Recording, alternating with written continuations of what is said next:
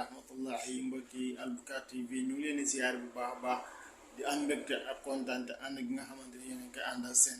seen bii di Albukaat TV ñu ngi leen di ñaan ngeen abonné te partagé te like loolu dina bokk ci li ñuy jàppale ci liggéey bi ñi nga xamante ni moom la ñuy liggéey.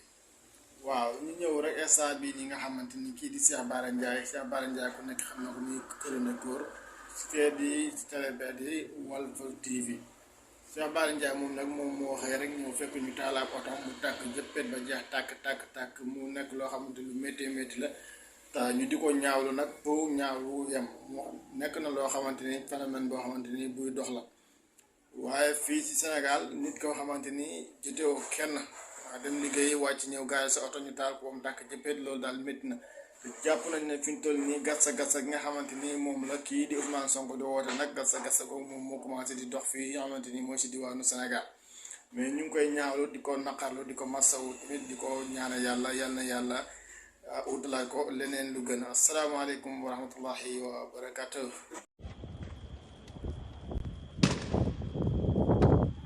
Kër Cheikh Bara Ndiaye waaw mi ngi nii ñu taal otoom waaw léegi lañ ko taal parce que ñun 3h du matin ba 3h ñu ngi woon si biti si buntu kër gi bi ñu duggee léegi defe naa xam naa nag ñi doon ñëwoon pour def ko dañ toogoon à côté di ñu xool waaw gaa yaa ngi nii waaw sëñ baa ngi nii taxaw waaw Cheikh Bara ngi nii taxaw vraiment def ko cant